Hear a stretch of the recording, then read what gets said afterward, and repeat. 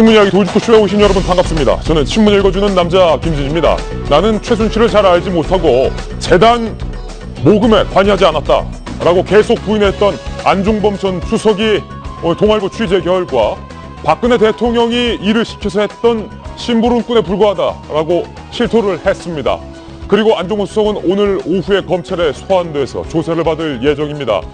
최순실 씨는 오늘 검찰에 의해서 3차 소환 조사를 받습니다. 그리고 오늘 영장 청구될 것 같습니다. 잠시 후 자세한 얘기 나눠보고요. 오늘 조간신문이 어떤 뉴스 보도하고 있는지 지금부터 저와 함께 하시죠. 먼저 동아일보입니다. 오늘 동아일보 일면의 이 내용을 주목해 주십시오. 안종범 전 수석이 박근혜 대통령과 최순실이 집거래를 했고 나는 재단 일을 했긴 했는데 대통령이 지시받고 했을 뿐이다 라고 최측근에게 이렇게 털어놨던 것으로 동아일보 단독 취재 결과 확인이 됐습니다. 안종범 전 수석을 향한 검찰 수사가 옥매어오자 안 수석이 꼬리 끊기를 한 것 아니냐라는 관측이 나오고 있습니다. 잠시 후 동아일보 단독 보도 내용 도지코쇼에서 상세하게 보도해드립니다. 다음 신문입니다. 이번에 한국일보입니다. 이 와중에 롯데도 입을 열었습니다. 누가 70억 강요했다. 최순실 측과 안종범 수석 측이 70억을 강요했다. 그렇기 때문에 70억 냈다가 돌려받았다. 이렇게 말한 겁니다. SK재단 그리고 롯데로부터 두 재단의 돈을 받는 과정에서 안종범 전 수석이 중차대한 역할을 한 것은 이제는 분명해 보입니다. 검찰 수사와 처벌 불가피해 보이는데요. 잠시 후 얘기 나눠봅니다. 다음 신문입니다. 이번엔 조선일보입니다. 이런 얘기가 나왔습니다. 최순실 개모임이 있었다. 강남에 잘 나가는 사모님들끼리 최순실 개모임을 했는데 1인당 최소 한 달에 1,000만 원은 내야 된다. 1,000만 원, 2,000만 원, 3,000만 원대인 것으로 개돈의 규모까지 나왔습니다. 이 수상한 개모임, 과연 그 정체는 무엇일지, 누가 개모임에 참여했는지, 개주는 누구였는지, 그렇다면 한 달에 개돈 받는 금액은 얼마일지 잠시 후 상세히 공개합니다. 다음 신문입니다. 못 잡아도 몇 억 될 것 같습니다. 경향신문인데요. 문화계의 황태자라고 불렸던 차은택의 측근으로 알려진 김종 전 차관, 문화부의 실세죠. 세월호 참사 다음 날에도 언론에 제보하면서 승막의 비리에 집착했던 것으로 알려졌습니다. 그런데 그 승막의 비리가 누구를 위한 제보였느냐? 최순실 씨의 딸 정유라 씨를 위한 제보였던 것으로 밝혀져서 더욱 논란이 일고 있습니다. 세월호 참사 다음 날에도 말입니다. 잠시 후 자세한 이야기 나눠봅니다. 다음 신문입니다. 이번에 한겨레 신문인데요. 돌리면 나옵니다.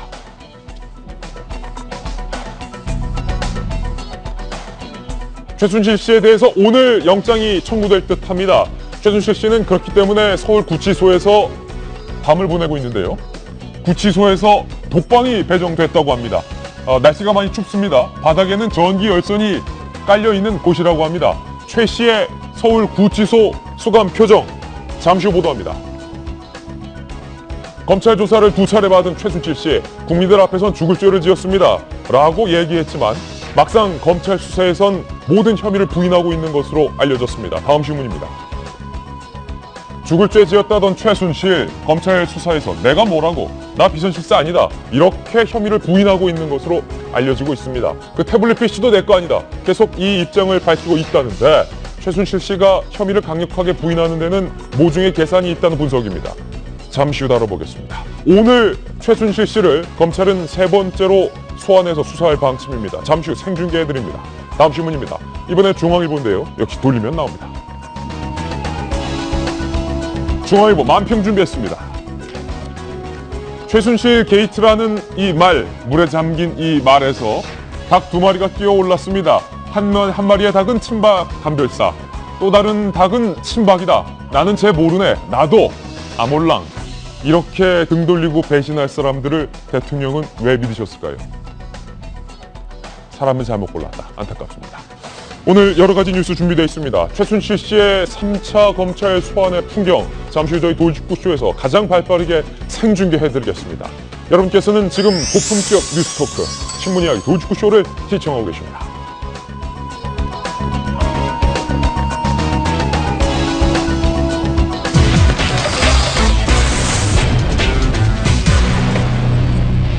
나는 최순실을 잘 알지도 못할 뿐더러 두 재단의 모금 과정에 나는 관여한 바 없다.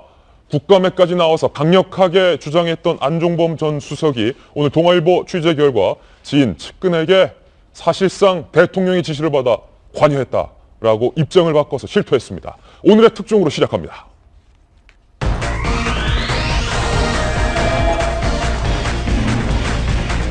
네, 예고해드렸던 것처럼 안종범 전 수석 오늘 오후에 검찰의 소환 조사를 받을 예정입니다. 그리고 최순실 씨도 잠시 후 저희 돌직구쇼 생방송 중에 3차 조사를 위해 출두할 예정입니다. 생중계해드립니다. 오늘 저희가 준비한 첫 번째 돌직구 신문을 지금 바로 만나보시죠.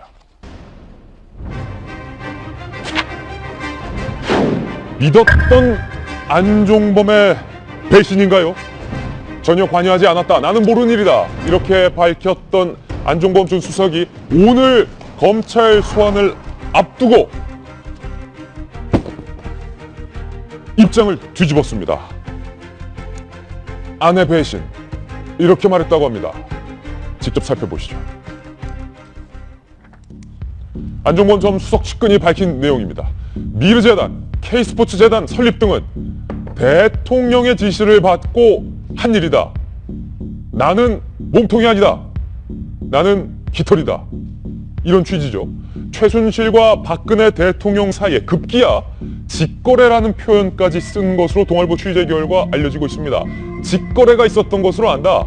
직거래. 나는 책임이 없다. 이런 것이죠. 안종범 전 수석 오늘 검찰에 소환될 예정인데요. 과연 안 수석에 대한 혐의는 무엇일까요? 제3자 뇌물수수 혐의 정도가 되지 않을까 싶습니다. 뇌물수수 또는 뇌물 혐의입니다. 공무원이 직무에 관해 부정한 청탁을 받고 제3자에게 뇌물을 주도록 하거나 요구할 때 적용이 되는데 모금 액수가 800억 원 상당에 이르는 만큼 1억 원 이상의 뇌물수수에 해당이 될 수도 있다. 특정범죄 가중처벌법을 적용해서 무기징역 또는 10년 이상의 징역권을 선고할 수도 있는 위치에 있습니다. 위기를 느낀 안종범 전 수석이 결국 모든 책임을 대통령에게 떠넘기는 듯한 그런 발언을 해서 주목이 되고 있습니다. 오늘 이 이야기부터 안 전 수석의 심리 분석부터 얘기해 보겠습니다. 정성희 위원님. 충격적입니다. 배신의 드라마가 지금 일어나고 있죠. 이승철 정경련 부회장이 국회에서 했던 발언을 뒤집은 데 이어서 안종범 수석이 오늘 검찰 소환을 앞두고 측근에게 한 내용인데요. 직접적으로 얘기하지 않았고 측근이라고 하지만 분명히 이것은 언론과 국민을 향한 메시지입니다. 나는 시키는 대로 했을 뿐이다.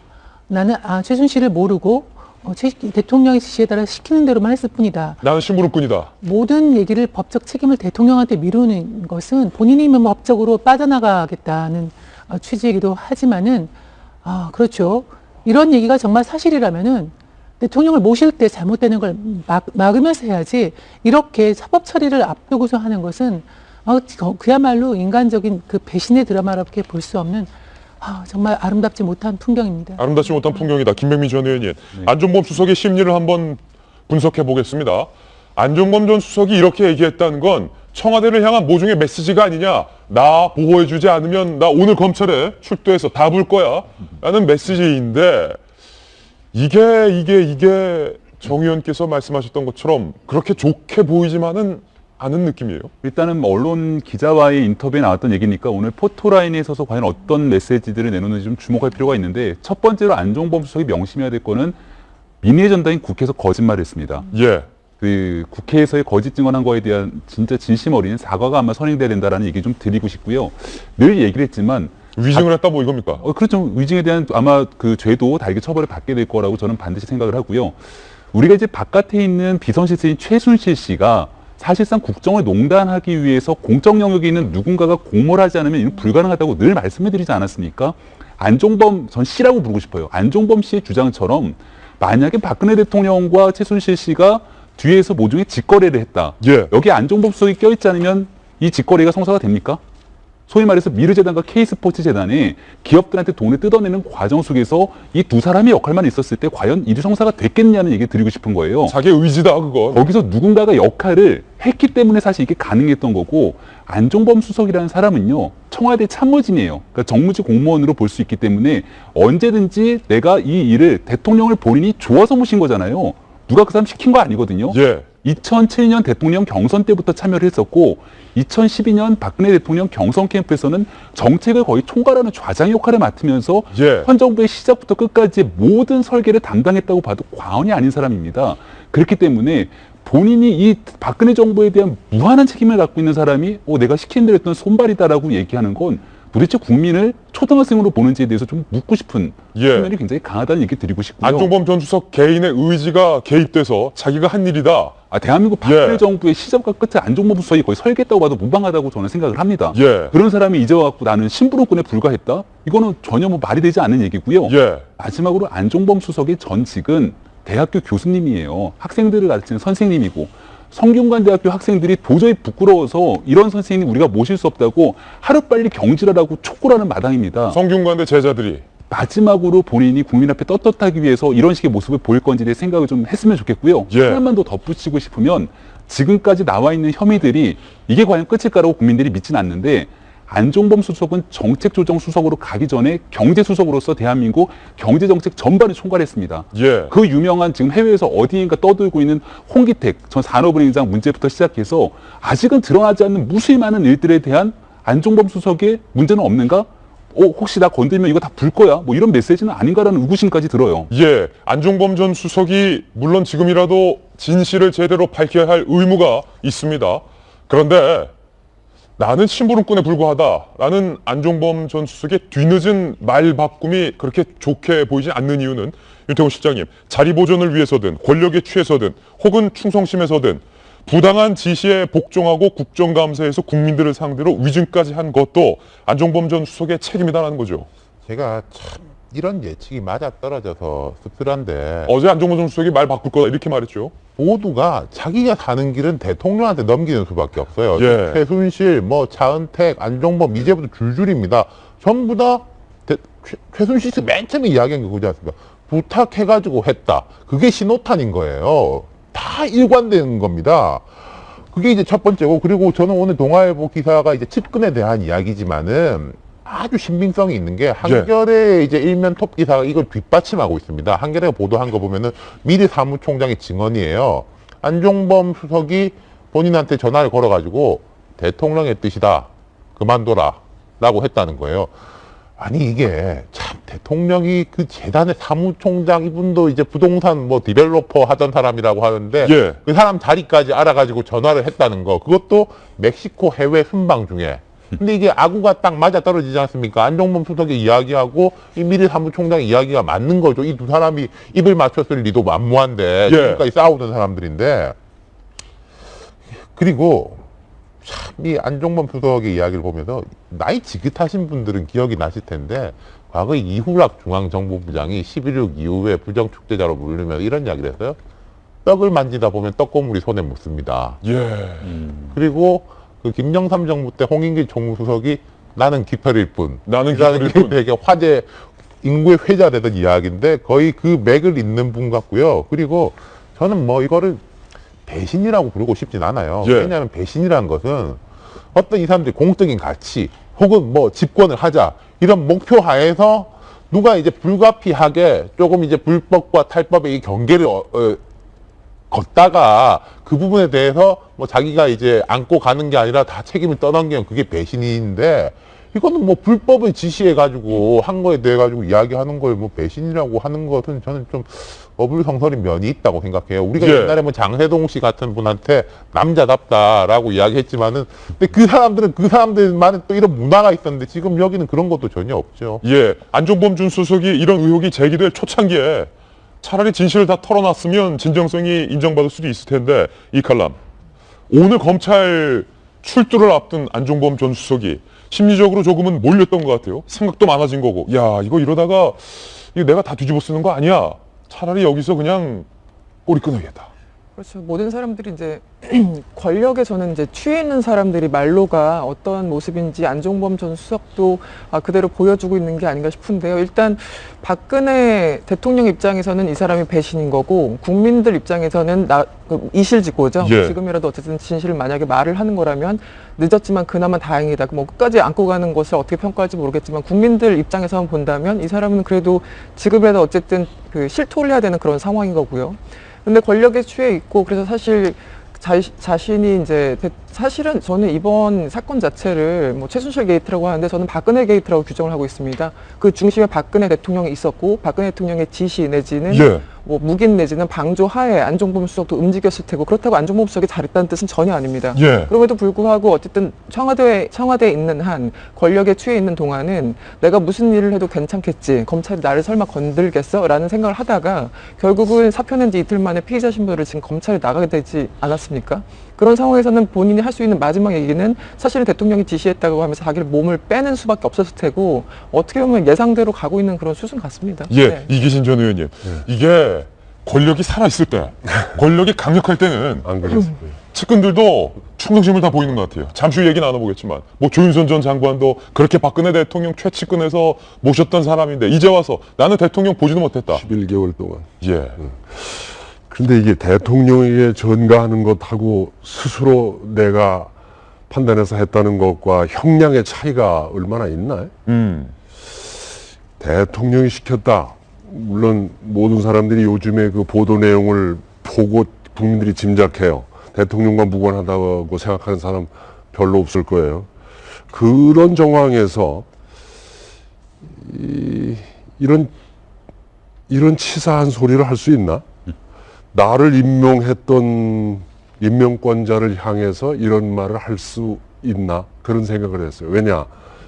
자기를 위해서 일하는 게 아니라 나라를 위해서 일하는 그런 위치에 섰던 사람인데, 그러면 그때 만약에 이것이 부당하다고 생각하면 그때 대통령님 이건 안 됩니다라고 하고 나왔어야지. 예.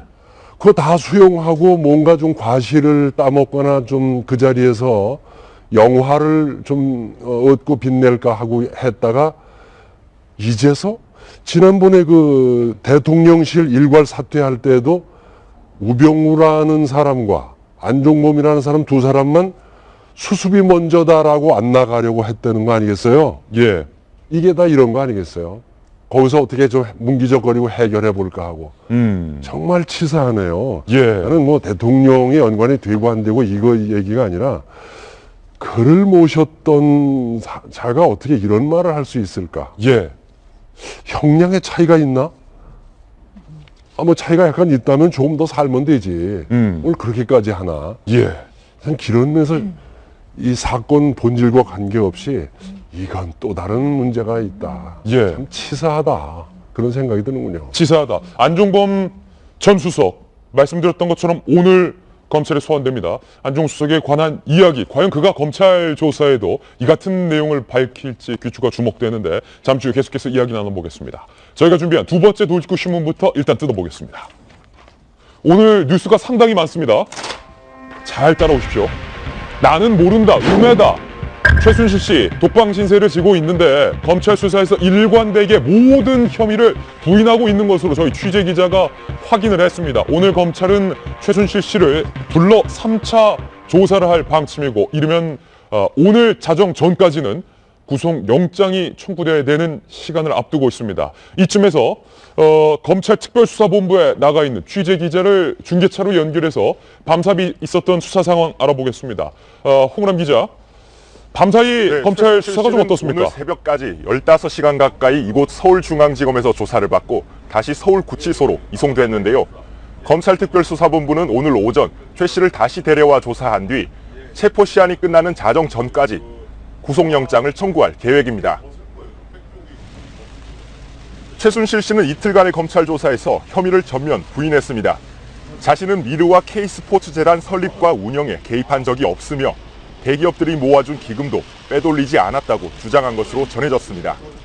특히 대기업들에게 770억 원의 재단 기금 출연을 강요한 혐의를 받고 있는 안종범 전 청와대 정책조정수석과도 모르는 사이라고 주장한 것으로 전해졌습니다. 최 씨는 또 대통령의 비선 실세 의혹에 대해서도 강하게 부인했습니다. 박근혜 대통령 비서진들의 도움을 받아 국가기밀에 해당하는 청와대 자료를 넘겨받은 적이 없다는 겁니다. 검찰은 오늘 오후 2시 안종범 전 수석도 피의자 신분으로 소환해 조사합니다. 안 전 수석은 그동안 미르와 K스포츠재단 설립에 개입하지 않았고 재단 기금도 대기업들이 자발적으로 모은 것일 뿐이라고 주장했는데요. 하지만 정현식 전 K스포츠재단 이사장은 대기업 모금 과정에 안전수석과 최순실 씨의 지시가 있었다는 구체적인 정황을 폭로했고, 이승철 전경련 상금 부회장도 검찰 조사에서 안전수석이 대기업 모금을 지시했다고 진술한 것으로 전해졌습니다. 검찰은 오늘 안전수석과 최순실 씨가 수시로 연락했는지도 조사할 계획입니다. 지금까지 검찰특별수사본부에서 전해드렸습니다. 네, 검찰 특별수사본부에 나가 있는 취재기자 생중계로 연결해봤습니다. 홍우람 기자가 밝혔듯이 최순실 씨가 2번에 걸친 검찰 조사에서 나는 아무것도 아니다, 비선 실세라는 것이 만무하다, 모든 혐의를 부인했습니다. 태블릿 PC도 내 것이 아니다 라고 부인을 했는데, 급기야 최 씨는 누군가 날 음해한 것이다, 누군가 날 음해한 것이다, 이것은 잘 짜여진 음모론의 각본이다, 내가 피해자다, 내가 뭐라고 비선 실세라고 하냐, 아니다, 모른다, 기억이 없다, 이렇게 진술한 것으로 밝혀졌습니다. 김병미 전 의원님, 최순실 씨가 검찰 수사에 들어갈 때 국민들에게 죽을 죄를 지었습니다 라고 해서 자기 죄를 자기가 잘 아는구나 라고 싶었는데, 막상 검찰 수사가 진행되자 모른다, 아니다. 아니, 죽을 죄를 줬다고 말이나 하지 말든가, 이게 뭐 하는 짓입니까? 예.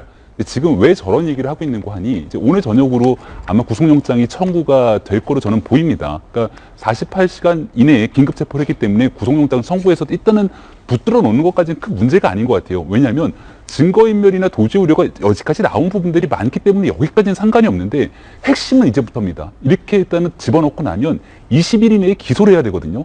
그럼 무슨 혐의로 기소를 할 건지가 지금 아주 핵심 문제인데, 모든 것들을 다 잡아떼고 있잖아요.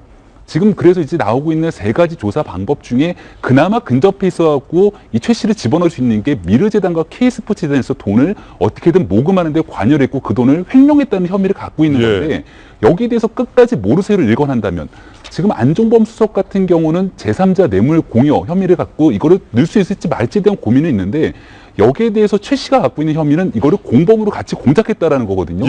이런 걸 다 엮어내는 부분들이 이제 검찰이 소명해내야 될 역할인 건데, 최 씨가 저렇게 끝까지 모르쇠로 일관했을 때 과연 검찰은 어떤 혐의를 기소를 할 수 있을 건지에 대해서 우리 국민들이 이제 우려를 갖고 있는 거고요. 아주 만약에, 정말 만약에 검찰이 제대로 된 역할을 하지 못해서 최 씨가 제대로 된 정말 혐의를 갖고 기소되지 못한다라면 대한민국 국민들의 분노는 뭐 말할 것도 없고요.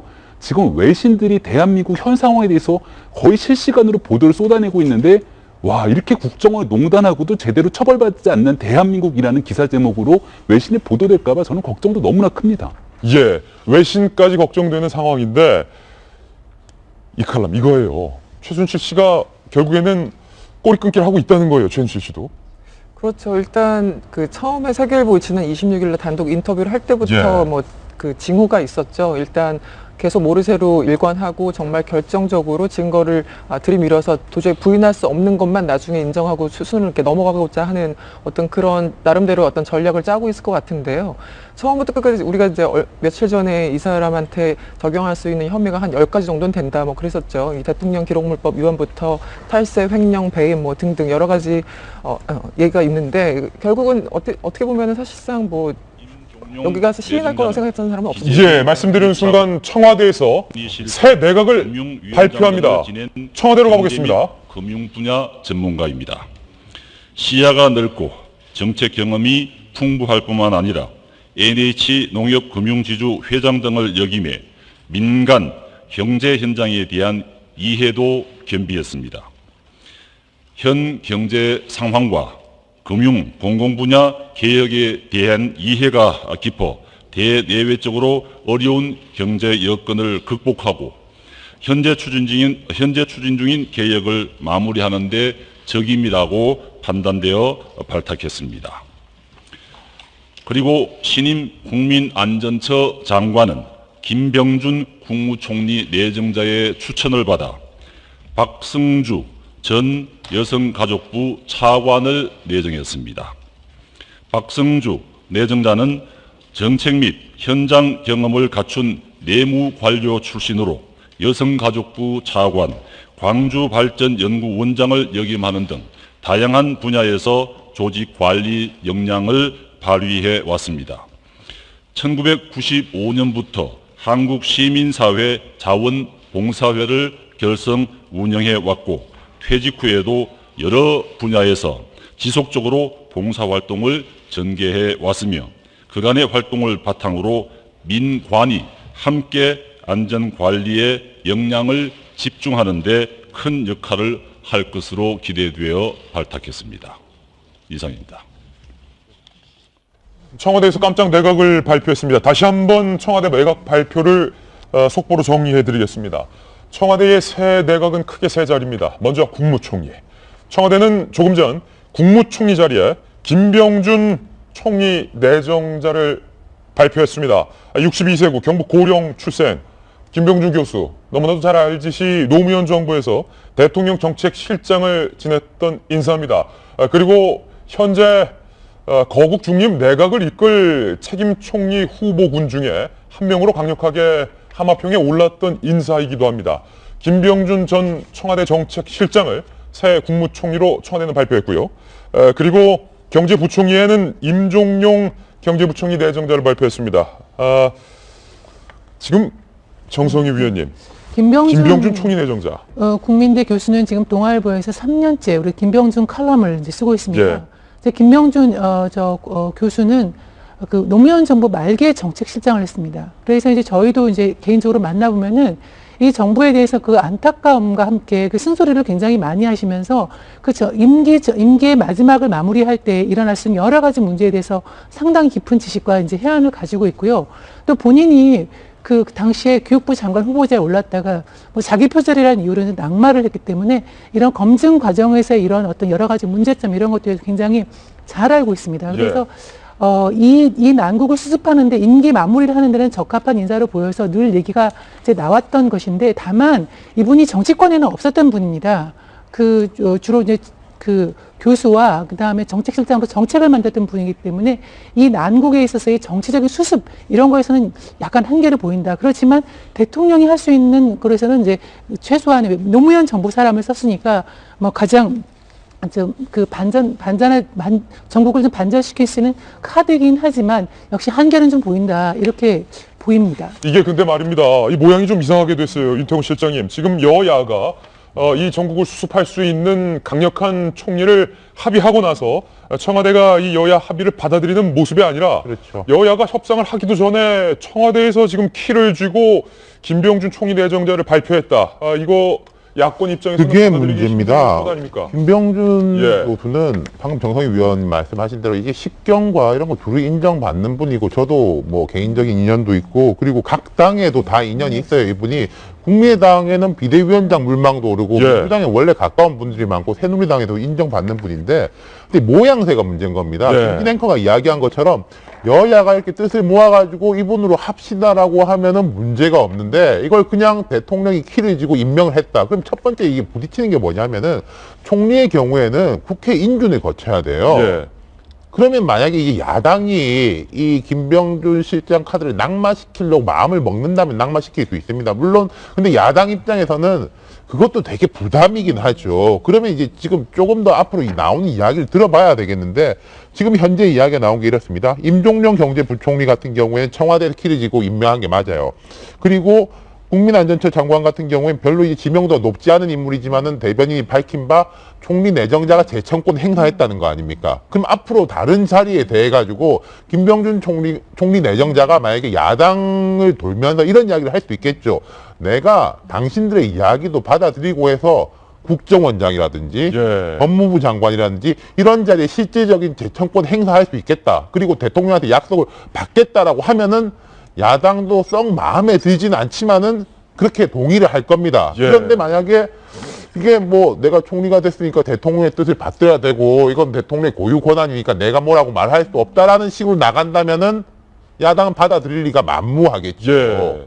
이게 아쉽습니다.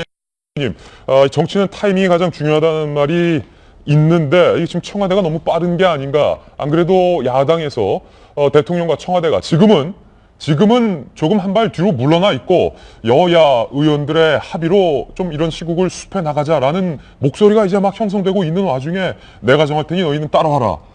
이런 식의 모습이 연출되는 것이 어떻게 보십니까? 그런데 지금 대통령 현직 대통령이고 지금 여러 가지 힘이 빠져 있는 상황이지만은 국정 공백이 그 절차를 해 나가는 과정에 쉽게 합의가 참 어려울 것 같아요.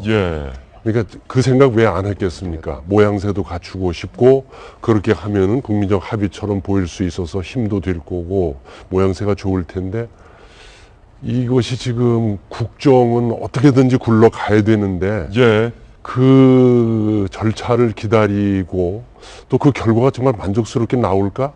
이것도 사실은 저는 의문이라고 생각했어요. 예. 그 후보군 가운데 이분이 분명히 한 분이 있었단 말씀이에요. 김종인, 예, 손학규, 김병준. 예. 그래서 저는 그걸 보면서 또 이런 생각도 했어요. 어떻게 총리 제안 와도 안 받겠다는 사람은 한 사람도 없을까? 그런 생각도 했어요. 예. 그러면 뭐 지금 이 난국에서 정말 나라를 위해서 뭘 어떻게 해야 되겠다는 생각보다 전부 각 당은 각 당대로 자기는 자기대로 자기 계산 자기 장사하고 앉았어요. 나라 걱정하는 사람은 별로 없습니다, 진짜. 그래서 이 공백을 메우기 위해서 고육주책으로 그 후보군 예. 중에 한 분인 김병준 총리 내정자를 했지 않았을까 그런 생각을 해봅니다.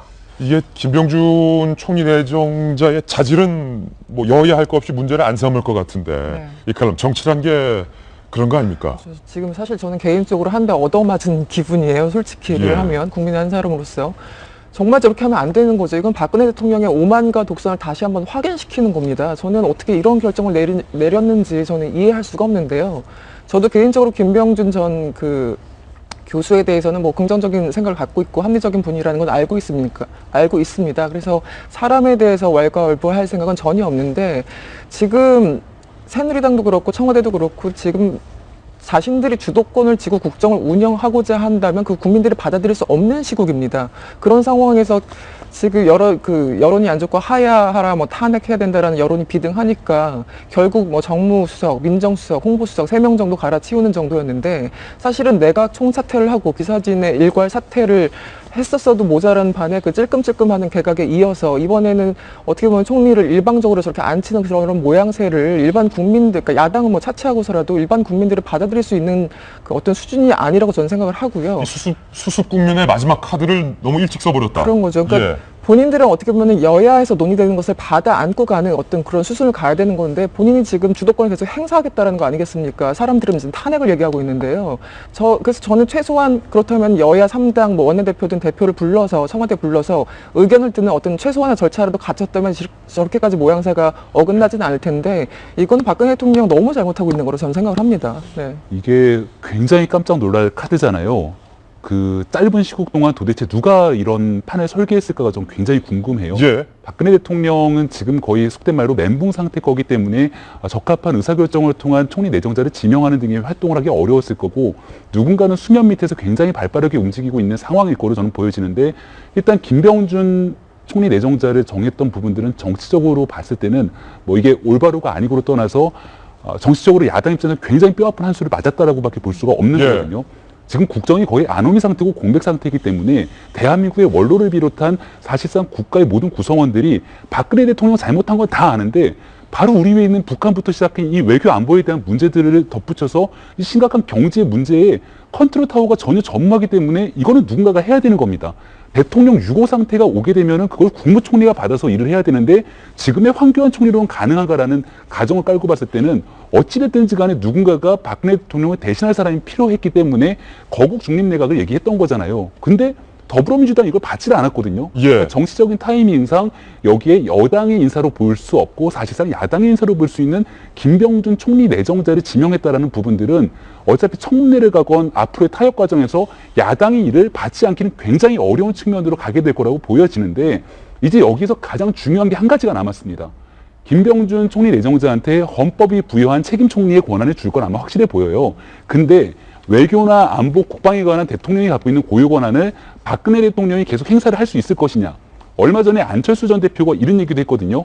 거국 중립내각 하게 된다면 대통령이 지금 외교권 행사할 수 있겠느냐. 해외 정상 가갖고서는 정상들과 이 제대로 된 순방할 수 있겠느냐. 이걸 예. 다 넘기라는 얘기인데 과연 그런 권한 조정을 어떻게 할 것이며 제일 핵심적인 부분은 박근혜 대통령이 지금 보여주고 있는 여러 가지 의혹들에 대한 책임을 본인 스스로 어떻게 규명할 건지에 대한 얘기 이게 이제 아직 안 나왔거든요. 예. 이게 중요하다고 좀. 지금 두 의견으로 지금 팽팽하게 나뉘고 있는데 김병준 총리 내정 청와대의 깜짝 발표 취재 기자인 저로서도 굉장히 이른 타이밍에 깜짝 놀랄 만한 발표였는데 바라보는 두 가지 시선이 있습니다. 어쨌든 국정 공백은 내워야 될 것 아니냐. 야당이 추천했던 인사 중 한 명이 아니냐. 일단 국정부터 챙기자. 잘했다라는 의견. 그리고 이것은 야당의 의견을 무시한 것이다. 청와대에 향한 국민들의 비판도 무시한 행위다. 오만과 독선이다. 뭐 이런 의견이 지금 팽팽하게 둘러 갈리고 있는 것 같습니다. 정 의원님.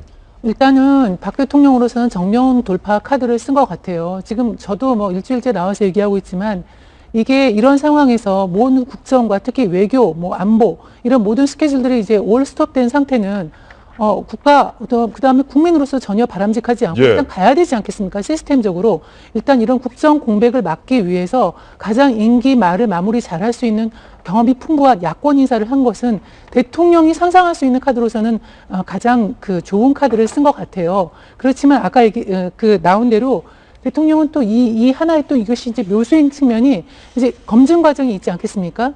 근데 이 검증 과정에서 이 카드가 국회로 넘어갈 텐데 또 청문회까지 가지 않더라도 당장 오늘 야당이 반응이 나올 텐데 그게 참 애매한 거죠. 대통령 야당 측에서는 이거 우리와 협의 없이 이런 걸 마음대로 쓸 수 있느냐로 얘기를 할 건지 아니면 그래도 노무현 대통령의 마지막을 지켰던 정책실장을 발탁을 한 거에 대해서 평가를 해야 될 건지 좀 굉장히 애매한 처지에 놓이게 된 것 같거든요. 그래서 앞으로의 정국은 이거에 대한 야당 반응이 나아 보여지는 알겠지만 김병준 총리 책임자가 어떻게 요 상황을 돌파하고 또 뭐 아마 본인이 직접 야당도 설득할 것입니다. 그런 걸 보면서 아마 좀 지켜봐야 될 상황 같습니다. 오늘 뉴스가 많습니다. 움직이는 뉴스 크게 세 가지 갈래 오늘은 주목해야 될 것 같습니다. 첫 번째, 앞서서 저희가 밝혀드렸던 것처럼 안종범 전 수석의 입장 변화, 그리고 오늘 안 전 수석의 검찰 출두, 그리고 두 번째는 청와대의 조금 전에 이 내각 발표, 김병준 총리 내정자를 발표했던 이 카드의 내용은 적절하나 카드를 발표하는 모양과 시기가 정치권의 논란이 될 것으로 보입니다. 두 번째 뉴스. 세 번째 흐름은 바로 최순실 씨에 관한 내용입니다. 오늘 최순실 씨가 검찰의 세 번째 조사를 받습니다. 그리고 영장 오늘 청구될 것으로 보입니다. 그래서 이 청와대 내각과 관련돼서는 잠시 후 정치권 뉴스 전해드릴 때 다시 한번 짚어드리겠고요. 이 세 번째 움직이는 뉴스를 좀 봐야 될 것 같습니다. 최순실에 대해서 오늘 검찰이 3차 조사, 곧 영장을 청구할 방침인데 앞서 이 최순실 씨가 검찰 조사에서 나는 모른다, 나는 아니다, 그 태블릿 PC도 내게 아니다, 뭐 이런 내용 저희가 보내드렸습니다. 더군다나 누군가 날 음해한 것이다. 내가 뭐라고 날 비선실세라고 하느냐. 라는 얘기까지 나왔는데 지금 유태호 실장님, 저희가 최순실 씨가 묵고 있는 서울구치소의 독방 구조도를 출력물로 출력을 해봤습니다. 일단 독방을 쓰는 이유 뭐라고 보십니까? 이게 이런 분들은 주로 독거실을 사용하게 합니다. 홍거실을 사용할 경우에 어떤 이게 다른 이제 누범자들이 이 사람에 대해 가지고 뭔가 협박이라든지 아니면은 또 뭐 나가서 내가 뭘 전달해 주겠다라는 식으로 거래가 있을 수 있기 때문에 외부하고 단절한다는 의미에서 이제 독거실을 사용하는 건 이제 적절한 행위라고 보고요. 본인이 되게 이제 혼자 있으면은 사람이 뭐 일반 사람도 마음이 차분해지는데 여러 가지 생각이 들지 않겠습니까? 그리고 검찰이 이런 부분에서 수사에서 아주 전문가거든요. 뭐 곰탕을 배달시켜 준다든지 뭐 따뜻하게 대화를 한다든지 이제 심리전의 양상으로 갈 것이고 아까 이제 말씀하셨지만 오늘 구속영장을 칠 것이고 발부된다는 가정하에 뭐 99% 발부되지 않겠습니까? 20일 동안은 심리적인 게임이에요. 최순실 씨는 심플한 것 같습니다. 지금 대응 전략은 무조건 모른다, 아니다인데 어느 순간 심리적으로 무너지는 순간이 올 것이냐. 검찰에서는 그걸 이제 최대한 앞당기려고 노력할 것이고 최순실 씨는 기소는 되겠죠. 그런데 그걸 이제 무너지지 않고 법정까지 가는 게 자기의 전략 아니겠습니까? 법정까지 가는 게 자기 전략이다. 이sik균 칼럼니스트. 지금 독방에서 최순실 씨가 묵고 있는데 검찰에서 이렇게 밝혔습니다. 다른 재소자들이 최순실 씨에게 위해를 가할 위험성이 있기 때문에 독방을 주는 것이 오히려 합당하다. 그렇죠. 아까 얘기한 것처럼 가장 윤 실장이 방금 얘기했던 것처럼 다른 사람들의 어떤 의해도 있겠지만 그 사람들이 거래를 뭐 해올 경우도 사실 있지 않겠습니까? 뭐 말을 전한다던가 여러 가지. 그래서 말씀드리는 순간 오늘 이 칼럼이 말할 때 자꾸 뉴스가 발생하네요. 검찰의 3차 조사, 역시 구치소 수송버스가 검찰청사 후문에 바로 머리까지 들어갔습니다. 최순실 씨의 오늘은 뒷모습이 지금 저희 카메라에 포착이 됐습니다. 어제보다는 조금 더 수척해진 모습. 최순실 씨가 3차 검찰 조사를 받기 위해서 검찰에 출두하는 모습을 저희가 지금 보내드리고 있습니다. 생방송으로 보내드리고 있는데 검찰이 오늘 구속영장을 청구할 수 있는 시한이 자정 직전까지입니다. 그러니까 몇 시간이 남지 않았기 때문에 지금 3차 조사를 통해서 영장을 청구할 수 있을 만한 정황 증거와 어떤 명목들을 검찰이 다 조사해내야 돼요. 네, 그러니까 지금까지 보도에 나오는 거는 가장 이제 좀 확실한 게 횡령하고 사문서 위조 두 가지라고 하죠. 그래서 이제 일단 구속하는 게 목적이기 때문에 굳이 뭐 10가지를 다 다룰 필요는 없을 테고요. 횡령 부분은 뭐 많은 분들 아시겠지만 미르재단과 K스포츠 재단을 만들어 놓고 그 밑에 일종의 자회사격인 여러 가지 뭐 미르K 블루케인가요? 네. 예. 블루케이 그 회사, 그리고 독일의 다른 뭐 14개 뭐 회사를 차려놓고 해서 결국은 이 K스포츠 재단 쪽의 그 자금, 기업으로부터 받은 자금을 이쪽으로 유용하려고 했던 것은 아닌가라는 게 거의 이제 확실시 되고 있고, 뭐 계좌 추적을 하고 있다고 하니까요.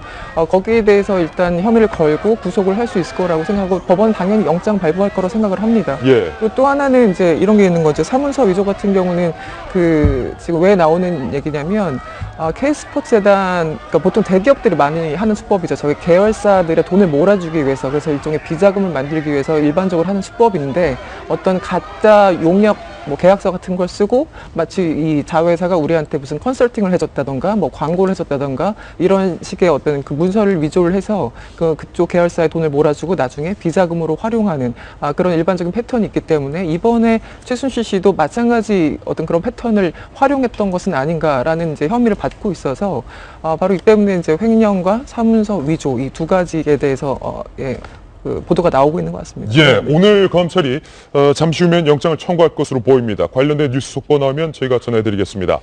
다음 돌직구 신문으로 넘어갑니다.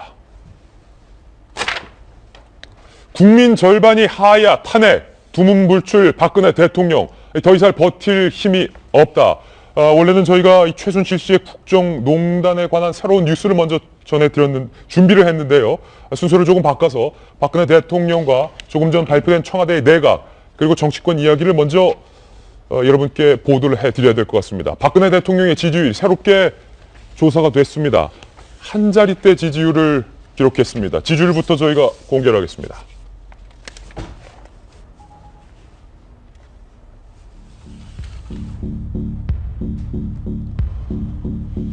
박근혜 대통령이 잘하고 있다,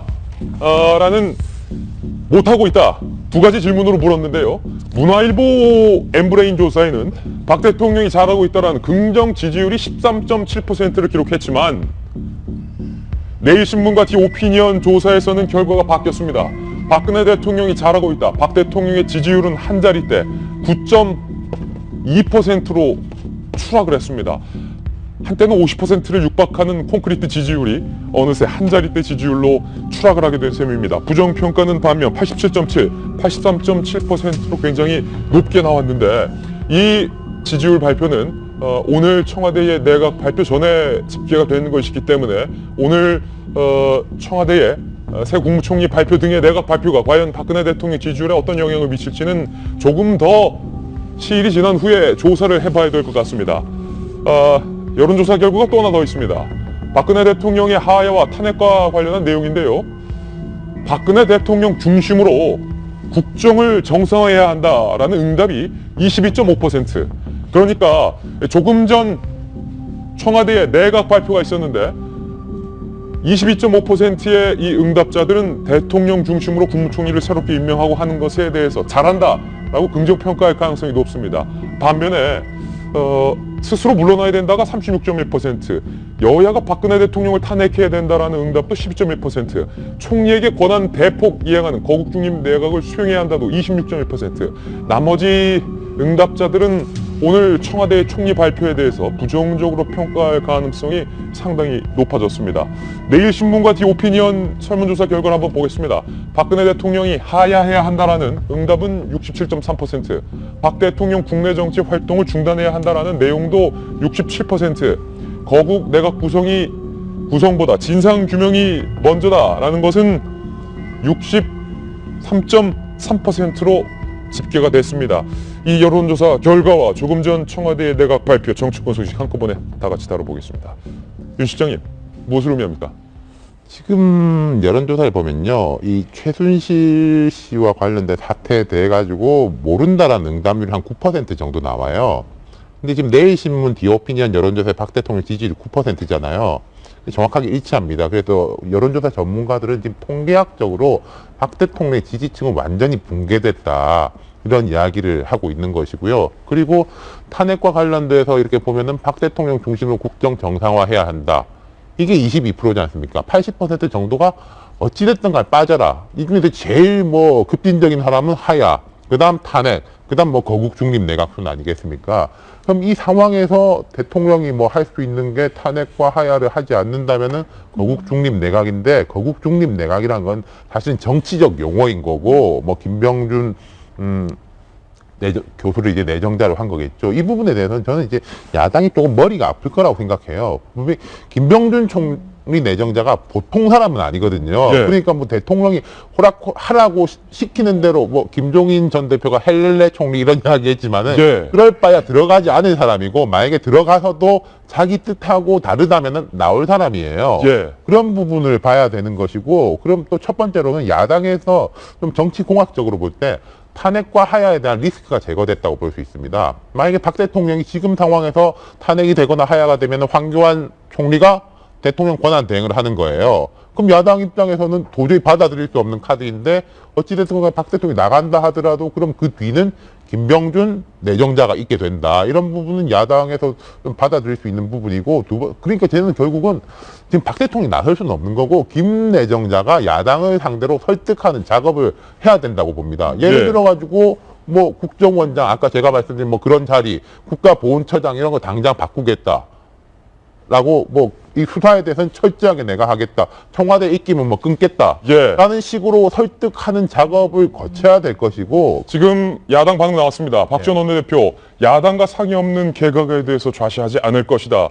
박근혜 대통령이 아직도 정신을 못 차리고 인사 국면으로 전환하겠다라는 반응이 나왔는데, 그러니까요. 이기진 전 의원님, 박지원 원내대표가 어제까지만 해도 문재인 전 대표를 향해서 강력하게 비판을 했어요. 문재인 전 대표, 사실상 정권을 야당에게 이양하라 라는 발언을 한 것에 대해서 박지원 비대위원장이 그 대통령을 너무 무시한 거다. 일단은 대통령이 탈당을 하시고 여야가 합의를 해서 대통령께 이 여야 합의안을 드리면 대통령이 그거를 받아들이는 모양새가 낫지, 문재인 전 대표 자기가 대통령이나 된 것처럼 저렇게 말하면 안 된다, 강하게 어제까지 비판했는데, 오늘 청와대 내각 발표에 대해서 박지원 비대위원장, 야당과 상의 없는 개각이다, 자시하지 않을 것, 돌아섰어요. 어제 그 생각과 그 말과 다른 것에 대한 서운한 반응이겠죠. 근데 저는 지금의 이런 일련의 사태를 보면서 과연 이 대한민국이 박근혜 대통령의 나라인가, 또는 청와대의 나라인가, 또는 여당의 나라인가, 또는 야당의 나라인가. 대한민국은 국민의 나라죠. 이렇게 어떤 자기들 계산에 의해서 모든 것이 움직여지기를 바라고만 있을 것이 아니라, 정말 나라와 국민이 어떻게 되는가에 대한 예. 심각한 생각을 해야 될 것 같습니다. 예. 지금 뭐 속 시원하게 물러나라, 그대로 하면 좋겠죠. 그 사람의 속은 시원하겠지만은 실제 그렇게 됐을 때의 혼란이라는 것이 어떤 거 한번 생각해 봤는지 묻고 싶어요. 예. 실제 그렇게 됐을 때 이 나라 어떻게 될까요? 제가 그 진행하는 방송에 군가가 자주 나가는데, 거기에 군진수칙이라는 군가가 있습니다. 거기에 군가 가사에 이런 게 나와요. 젊은 병사가 절규하면서 부르는 노래입니다. 내가 쓰러지면 내 나라가 쓰러진다, 이런 군가가 나오는데는 그거 나올 때마다 울컥해요. 예. 나도 국민의 한 사람이고 별 볼 일 없는 사람이지만은 적어도 정치적 계산으로만 할 것이 아니라 정말 이 나라가 어떻게 될까 한번 생각해 봐야죠. 막상 물러나면 속 시원하지만, 그러나 그렇게 됐을 때 그 혼란을 어떻게 감당할 것인가, 그거 한번 생각해 봐야 되지 않나요? 역시 이기진 전 의원께서는 이 정치 어른으로서 일단 국정 혼란 공백부터 좀 생각을 해야 된다라는 당부의 말씀이었어요. 그렇죠. 오늘 뭐 조선일보 일면톱 제목이 정부가 멈춰섰다는 거 아니겠습니까? 뭐 경제 사정탑은 지금 유일호 부총리 대통령을 만날 수도 없고, 뭐 경제는 급전직하로 추락하고 있고, 경제 성장률 0%가 지금 3분기째 계속되고 있습니다. 장관들은 지금 할 말이 없고요. 그다음에 제가 지난번에 얘기했지만 공직사회에 있던 충격과 이런 그 분노가 정말 장난이 아닙니다. 내가 받은 이렇게 열심히 밤새워서 고생한 이런 서류를 갖다 최순실이 결제했어?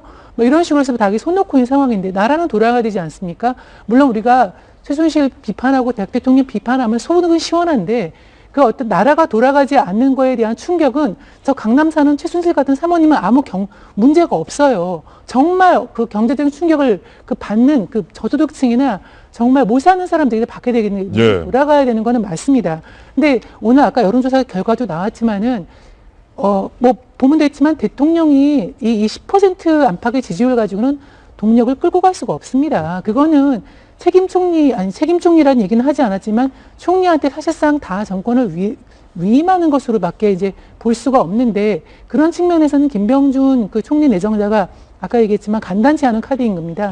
저는 김병준 칼럼을 매주 읽고요. 한 2주에 한 번씩 이제 나오니까 읽고 또 이제 밥도 먹으면서 이 양반이 계속 하는 게 노무현 정부 말기에 대해서 굉장히 얘기를 많이 합니다. 우리가 이렇게 했으면 되는데. 그래서 심지어 그 얘기를 MB 정부 마지막에도 했어요. 우리가 이렇게 했어야 되는데 MB 정부는 우리가 마지막에 했던 그 다음에서 또 반복하더라. 그리고 또 지금 와가지고 또 박근혜 정부도 우리가 잘못했던 것을 또 반복하더라. 이런 얘기를 굉장히 안타깝게 하고 또 한 가지는 당시에 같이 노무현 대통령을 보좌했던 문재인 민정수석 비서실장에 대한 아쉬움, 그다음에 자질 이런 얘기도 많이 얘기하거든요. 그 사이가 그렇게 같이 보자는 입장이지만 스타일과 이런 것이 많이 달랐기 때문에 그거에 대해서도 상당히 야당에 대해서도 굉장히 이제 비판의 목소리를 높이고 있기 때문에 이런 측면에서는 조금 두고 보면서 수습하는 과정을 두고 보면서 해야 될 것도 같고요. 다만 이런 상황에서 대통령이 계속 관여하고 그 총리의 힘을 실어주지 않는다 하는 것은 굉장히 좀 곤란한 상황이 될 것 같습니다. 정치권 반응 추가 속보 들어와 있습니다. 추가로 속보 전해드리겠습니다.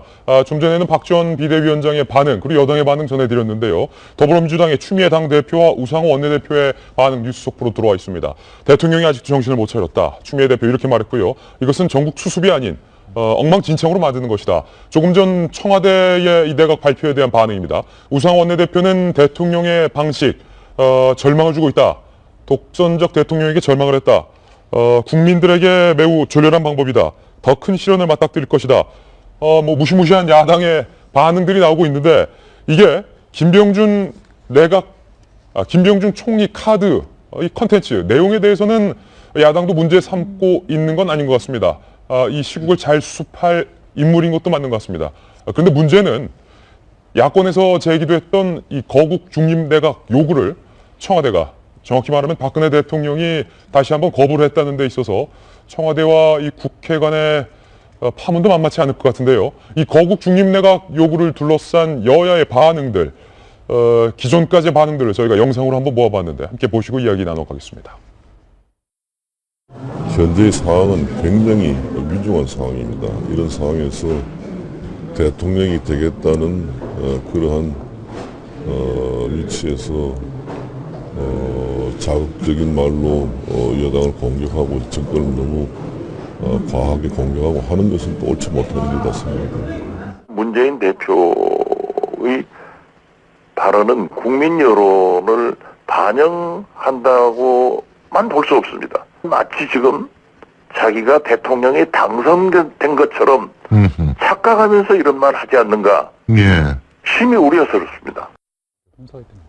어제까지만 해도 박지원 원내대표는 그래도 문재인 전 대표에 대해서 비판적이었는데 조금 전 청와대 내각 발표 이후 박지원, 우상호, 추미애 세 분의 의견이 일치합니다. 이 칼럼. 저는요, 지금 대통령의 상황인식을 전혀 제대로 하지 못하고 있다고 생각을 하고요. 전 단언컨대 박근혜 대통령이 대통령직을 제대로 수행하지 않더라도 이 나라는 전혀 문제없이 흘러간다고 저는 생각을 합니다. 오히려 어떻게 보면 국민들의 저력이 있는 거죠. 국민들이 지금 만들어온 이 민주공화국이라는 시스템이 있는데 바로 그 핵심 시스템을 붕괴시킨 게 바로 박근혜 대통령입니다. 그렇다면 정중히 사과하고 이선 후퇴하겠다고 발표해도 지금 모자를 파네. 총리를 앉혀놓고 계속 주도권을 갖고 가겠다는 얘기는 다시 한번 말씀드리지만 오만과 독선을 다시 한번 확인하는 거고요. 저는 감히 말씀드리지만 야권에서 물론 이제 김병준이라는 참 애매한 카드 때문에 혼란스럽긴 하지만 대통령이 이선 후퇴하겠다, 그리고 공식적으로 사과하겠다라는 어떤 전제를 깔지 않는 한 저는 그 청문회 자체도 보이콧해야 된다고 생각합니다. 박지원 원내대표가 비대위원장이 황교안 총리와 정지석 여당 원내대표도 오늘 아침 이 청와대 발표 사실을 몰랐다. 이기진 전 의원님. 네. 그 돌직구 쇼는 진짜 품격 있는 뉴스 쇼라고 저는 생각합니다. 예. 윤태권 실장님의 얘기를 듣고 저는 진짜 공감했어요.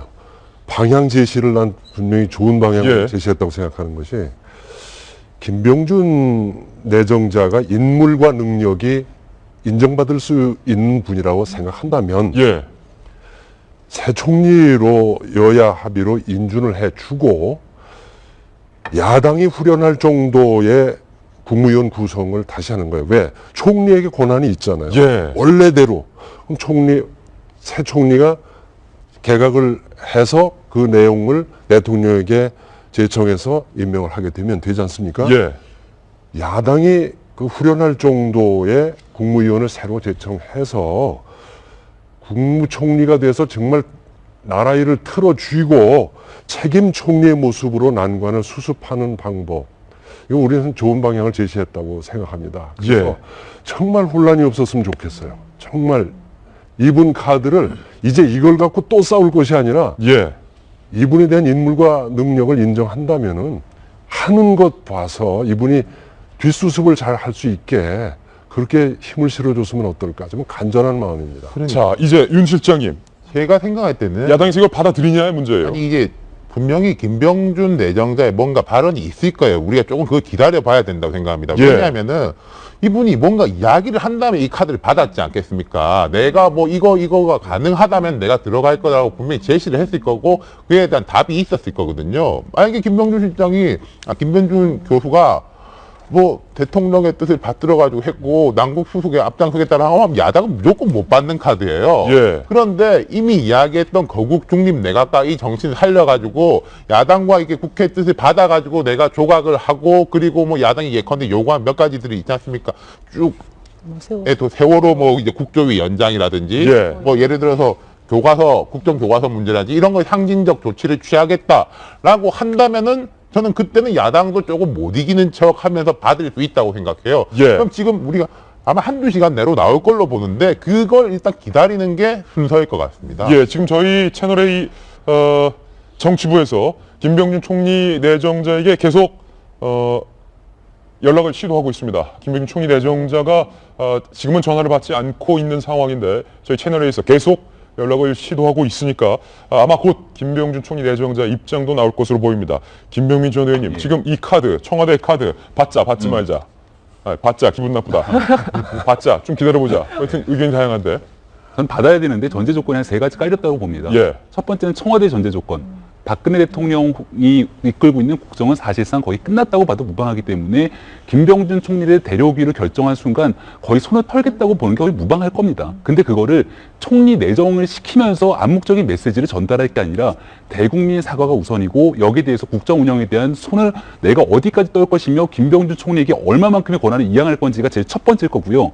두 번째는 앞서 말씀드렸지만 지금 국민들이 제일 분노하고 있는 건 이 국정을 농단한 사람들에 대한 책임자를 단 한치의 의혹도 없이 처벌할 수 있는가인데 지금 이게 잘 안 되고 있잖아요. 이거에 대한 명확한 의지 표명이 두 번째고요. 세 번째는 새누리당입니다. 새누리당의 이 사건에서 자유로울 수 없는 친박 지도부들이 아직도 득세하고 있는 사람들이 있는데 이분들이 명쾌하게 정리하면서 앞으로 김병준 총리를 중심으로 여야 정의 협의해서 국가를 이끌어가야 되는데 여기서 책임지는 사람이 책임지는 자세를 보이는 것. 이 3가지가 전제 조건이 된다면 최선은 아니지만 정치는 어쨌든 차악을 선택하는 것 아니겠습니까?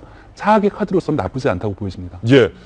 정 의원님, 모두가 다 지금 나라를 걱정하고 있다라는 것으로 저는 믿고 싶어요. 야당도 여당도. 그런데 오늘 아침 청와대 내각 발표 이후에 여야의 반응이 더 첨예하게 갈렸습니다. 어제 정지석 원내대표, 우상호 원내대표, 박지원 비대위원장과의 3자 회동에서 자리를 박차고 일어나 버렸어요. 대통령 하야하고 싶다면 하야하고 싶다는 얘기를 해라 라고 하니까 우상호 원내대표가 이렇게 어제 얘기하지 않았습니까?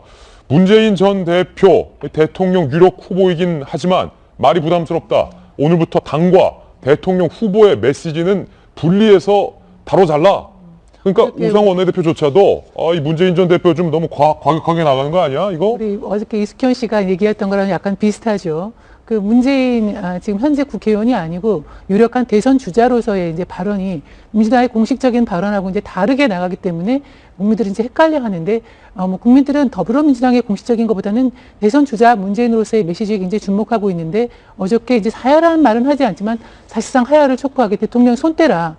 이렇게 지금 대통령이 손대면이라는 것은 결국 이제 하야를 의미하고, 하야를 하게 되면 뭐 선거를 하게 되니까, 지금 같은 경우는 뭐 문재인 대표가 오늘 지지율에 나오지만은 1등으로 나오지 않겠습니까? 이제 그런 속내를 그런 식으로 얘기해서 우회적으로 얘기한 것에 대해서 기분 나빠하는데, 사실 말은 제가 보기에 양측이 다 지나칩니다. 예. 그 어저께 문재인 전 대표가 한 말도 뭐 하야란 말을 지금 하기가 부담스러워서, 탄핵이나 하야란 말을 하기가 부담스러워서 했지만은 지금 뭐 정권 다 가진 것처럼 차기 대통령처럼 하는 그런 어떤 태도에 대해서 국민들이 좀 안 좋게 생각하고요. 추미애 대표 같은 경우도 그렇죠. 제 최순실 내각이라뇨. 지금은 제가 하려고 그래도 최순실을 지금 감옥에 있어서 통화를 하고 싶어도 할 수 없는 상황인데, 노무현 정부의 마지막을 이끌었던 김병준 교수, 그 사람에 주목하지 않고 지금 했던 메시지 전달 방식이죠. 소통 방식, 야당과 사전 협의 없었다는 것만 가지고 문제를 삼고 저렇게 지나치게 말을 하는데, 지금은 이제 당략을 좀 내려놓을 때가 됐습니다. 국민이 다 아시지 않습니까? 이렇게 얘기하면, 이렇게 계산하면은 누가 어떻게 돼서 선거를 치르면 누가 유리하고, 이런 걸 좀 내려놓고 진짜 나라의 안위와 국민들의 미래를 좀 생각하면서 정말 그런 자세를 내려놓고 개인적인 욕심을 내려놓고 상황을 좀 보는 그런 시기라고 생각이 듭니다. 예. 청와대의 내각 인사 발표 때문에 오늘 저희 도직구쇼의 당초 구성도 뒤죽박죽이 됐습니다. 오늘 크게 세 가지 뉴스가 있다고 말씀드렸습니다. 첫 번째는 안종범 전 수석의 검찰 소환조사, 그리고 두 번째는 조금 전 청와대의 내각 발표와 정치계의 반응, 그리고 세 번째가 바로 최순실 씨가 3차 조사를 받고 곧 영장을 청구된다는 것인데요. 최순실의 이 국정농단 의혹과 정황을 오늘 검찰이 밝혀내야 할 것입니다. 한 가지 참고가 될 것 같아서 준비를 했습니다. 최순실 씨의 아버지 최태민 씨가 생전에 내 몸엔 흰피가 흐른다 라는 이상한 발언을 하고 다녔던 것으로 알려졌습니다. 줄수살가 아니냐라는 의혹까지 받고 있는데, 박근혜 대통령에 대해서 등 돌린 최순실과 반면에 동생 박근영 씨는 그래도 언니를 감싸야 한다라는 입장을 밝혔습니다. 운명의 장난인가요? 유승진 기자가 보도합니다. 최태민 씨 일가가 유경재단을 농단한다는 의혹이 일던 90년대 초, 당시 농성장에 배포됐던 희대의 사기꾼 최태민이라는 제목의 전단지입니다. 최 씨가 어린이회관 시청각실에 전 직원을 불러놓고 내 몸에는 흰피가 흐른다는 해괴한 발언을 했다고 써 있습니다. 제가 얘기했으니까. 그래서 2차돈이라는 별명을 하나 얻었지. 당시 박근영 씨도 경향신문과의 인터뷰에서 그의 별명이 최차돈이었다고 밝혔습니다. 또 세계 여성에는 최 씨가 산에서 8년간 돌을 닦았다는 주장을 했다고 적혀 있습니다. 노태우 정부 시절 안기부는 최 씨의 이런 행적을 의심해 최 씨의 가계도까지 작성했습니다. 박근혜 대통령은 그간 최 씨와 관련된 소문들이 사실이 아니라고 일축해왔습니다. 의혹은 많이 제기가 됐지만 실체가 없지 않느냐. 하지만 이번 최순실 게이트는 사실상 30년 전 유경재단 사태의 확장판이라는 지적입니다. 패수로 37년 뒤에는 박근혜가 대통령 돼 있으면서 그의 딸 최순실이가 이렇게 만들어. 역사의 반복이지. 채널A 뉴스 유승진입니다. 김명민 전 의원님, 뭐 2차돈입니까? 내 몸에 흰피가 흐른다. 그래서 말도 안 되는 얘기죠. 별명이 최차돈이라는 얘기까지 있었다라고 하는데, 이 정도의 사기성이 있어야 이 대한민국에 대해서 국정을 농단할 정도의 힘이 생기는 게 아닌가라는 저는 생각이 드는데요. 몸에 흰피 정도는 흘러야 대한민국 국정을 농단할 수 있다. 그 흰피가 흐르는 그 영적 능력이 사실상 최순실 씨에게 사실 대물림된 게 아닌가라는 생각도 드는데, 정말 어이가 없는 얘기들이죠. 이게 어디서 이런 얘기들이 나왔는고 하니, 그 과거 당시 90년대 초반 유경재단을 가지고 마음대로 쥐락펴락했던 최태민 씨에 대한 그런 농단 때문에 여기에 대한 전단지를 누군가가 배포하면서 이렇게 되도 않는 얘기를 한다라는 것 아니겠습니까? 그 당시 유경재단을 가지고 아직 명확한 혐의는 밝혀지지 않았지만 결국은 최태민 일가가 부를 축적하는 시드머니, 자본금이 됐던 게 이 유경재단을 통해서라는 거였다라면, 그게 30년이 지난 지금 K스포츠재단과 미르재단을 통해서 다시 한번 대한민국을 한 번에 집어삼키려고 했던 건 아닌가라고 하는 그런 불쾌한 마음이 너무 크죠. 흰피가 흐른다고 주장했던 과거 최태민 씨, 저희 채널A 기자가 단독으로 이 내용을 취재하면서 취재한 취재 기자도 황당함을 금치 못했다. 흰피가 흐른다. 그런데 진짜 궁금한 건 최순실 씨의 그 수많은 돈이 어디로부터 나왔냐. 아버지 최태민 씨로부터 나왔을 것이다. 그런데 어제 저희가 단독 보도해드렸던 내용에 따르면 최태민 씨는 불광동이죠. 단칸방에서 전화도 없이 살았었는데 왜 갑자기 수백억 대의 자산가가 됐을까 하는 의문점입니다. 이에 대해서 박근영 씨의 부인 신동욱 총재가 입을 열었는데요. 여러 가지 얘기를 했습니다. 신동욱 총재의 발언부터 좀 들어보시죠. 70년대 말 정도로 계산을 하죠. 예. 강남의 아파트 한 채 가격이 얼마입니까? 200만 원입니다. 200만 원. 자, 그러면 아파트가 300채 가격입니다. 음흠. 자, 그런데 그 아파트를 우리 아내는 어찌됐든 한 채를 받았어요. 300채가에서 한 채를 받은 겁니다. 박지원 회장도 그 당시에 아파트 한 채가 있었습니다. 받은 겁니다. 예. 298채 아파트는 어디로 가 있죠?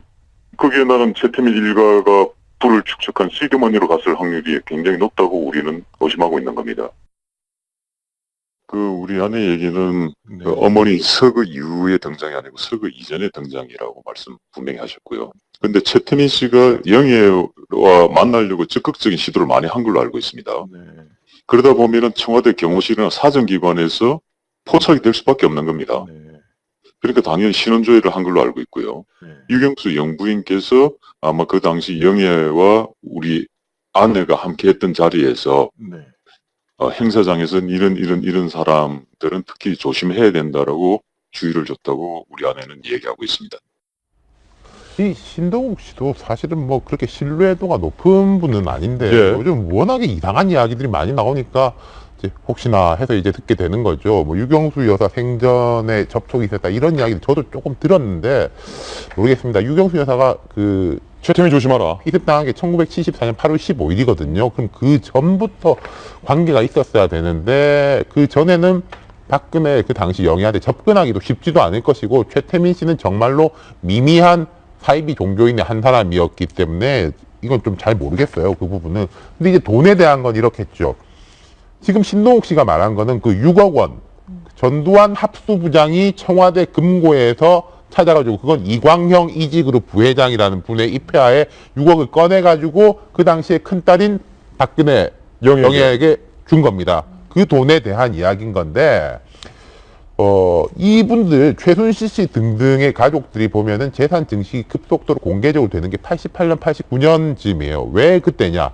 87년에 민주화가 되면서 전두환 정권이 이제 비록하고 노태우 정권이 되면서 민주화가 되면서 이분들도 나타나기 시작한 거예요. 그전에는 제가 알기로는 80년도에 최태민 씨는 삼성교육대에 갑니다. 정부 전선에 있는 모 부대에 구금이 되는데 그래서 일각에서는 그 이야기를 해요. 박근혜 대통령이 그 전두환 추징금에 대해 가지고 그렇게 낱낱이 간 것이 결국 뭐 최태민 씨 일가에 대해 가지고 그렇게 압박을 했던 것에 대한 이제 되갚음이다라는 이야기까지 하는데 그 신동욱 씨가 말한 것 중에 두 가지로 나눠봐야 될 게 80년도에 그 재산 그리고 88년부터 유경재단과 영남대학을 중심으로 해서 나오는 재산 두 가지를 다 봐야 되겠죠. 예, 신동욱 총재의 발언이 상당히 흥미로운데 이 칼럼 당시 전두환 보안사령관이 준 6억 원이라는 돈이 아파트 당시 300채를 살 수 있었던 돈이다. 그런데 박지원 회장 한 채, 아내 박근영 씨 한 채, 그럼 나머지 300채 중에서 2채를 뺀 298채는 살 수 있는 돈은 누가 함께 갔느냐? 최태민이 갔을 거다. 그렇죠. 불광동 전화 한 채도 없었던. 그렇죠. 불광동에서 단칸방에 살았던 사람이 본인부터 해가지고 자녀들에게 엄청난 부를 축적하게 할 수 있는 시드머니는 반드시 필요했을 테고 바로 이제 그 돈이 6억이 아닌가. 당시 지금 6억이 뭐 얼마 아닐 수 있지만 당시는 엄청난 돈이죠. 지금 말하는 것처럼 300채를 살 수 있는. 그게 몇 년도 얘기예요? 저게 70년대 79년 이야기죠. 79년? 뭐 아파트가 200만 원이에요. 저 변두리 광명시에 내가 살 때 77년에 단독주택 20평짜리가 500만 원이었었는데 저 계산도 엉터리예요. 신동욱 총재 계산 엉터리다. 그래서 내가 몇 년도냐고 물어보는 거예요. 그래서 아까 윤 실장이 신동욱 총재의 어떤 신빙성이 높지 않다고 얘기했군요. 서로의 앞뒤가 맞는 것 같은데. 그렇군요. 그래서, 한편 이 박근혜 대통령의 동생 박근영 씨가 이런 발언을 신동욱 총재를 통해서 해서 또 관심이 모아지고 있는데요. 피는 물보다 진하다. 언니를 지켜야 된다. 마지막까지 가족으로서 형제로서 도리를 다해야 된다. 피가 물보다 진하다는 것은 만고불변의 진리다. 이기진 전 의원님. 우리가 앞서 안종범 전 수석이 결국 대통령에게 등을 돌리고 그렇게 친했던 조윤선 장관조차 나도 대통령을 못 봤다라고 꼬리를 끊는 모습. 그런데 그렇게 멀리했던 동생 박근영 씨는 언니를 지켜야 된다. 그런데 그 재임 기간에 형제들은 어려움을 겪어서 뭐 지금 1억 그 사기 피해로 조사받고 뭐 그러죠. 그래 뭐 저 동생으로서 정말 가족의 정으로 생각하면 저 말을 할 수밖에 없죠. 저 심정은 이해가 갑니다. 그런데 저보다 더 단물을 빨아먹었던 사람들 다 그 단물을 빨기 위해서 주변에서 옷 벗고 춤췄던 사람들 이제 위기가 가니까 이렇게 배신하는 모습. 거기에 비하면 박근영 씨의 이 말이 훨씬 낫군요. 네. 훨씬 낫군요. 근데 정말 사람의 도리로 생각한다면은 난 법적인 잘잘못을 다 덮고라도 의리를 지켜야 된다는 뜻은 아니고 네. 진작 안 된다고 그러고 고발하고 하지. 단물 다 빨아먹고 있다가 이제 와서 저런 소리를 해?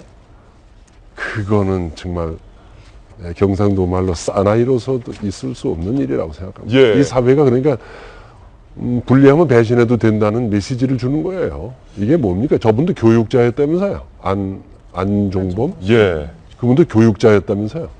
이기진 의원께서 방금 전 단물을 맛봤다라는 표현을 하셨는데 예. 가장 대통령과의 친분을 이용해서 단물을 많이 맛봤던 사람은 최태민 일가, 최순실 일가일 겁니다. 오늘 새로운 보도 나오고 있는데 정성희 위원님, 최순실 씨가 뭐 고에게 개모임을 했다라는 보도도 나오고 있어요. 개모임 우리 옛날에 어머니가 하셨던 것 같은데 아직도 개모임이 있는데요. 이게 1인당 1,000만 원이랍니다. 1,000만 원? 예, 그걸 현금으로 가져와가지고 이제 낙찰계 한 사람이 가지고 이제 그 다음에 탄 사람이 밥을 사는 그런 형식인 것 같은데 그런 모임을 했는데. 그럼 갯돈이 한 2, 3억은 되겠군요. 그 한 번에 받아가는 게 멤버가 20명이면 22억은 받아가겠죠. 예. 언니 최순득을 포함해서 20명이 이 모임을 했는데 놀랍게도 이 모임이 정말 탄탄합니다. 예. 대통령을 배신하는 사람하고 달라요. 10월에도 이 개모임이 있었는데 최순실이 독일에 살면서도 여비사를 통해서 1,000만 원 개돈은 딱 제출을 했답니다. 아니 10월 21일이 개돈 내는 날인데 여비서가 지난 10월 21일에 1,000만 원 개돈을 들고 왔다는 건 10월 21일이면 최순실 씨가 독일에서 전원주택 정리하면서 도망가던 때 아닙니까? 그렇죠. 이것만은 철저하게 지켰다는 것이죠, 언니. 그리고 뭐 여기에 개원 중에서는 지금 부산에 있는 LCT 횡령 혐의에 이영복 씨도 참여하고 있고요.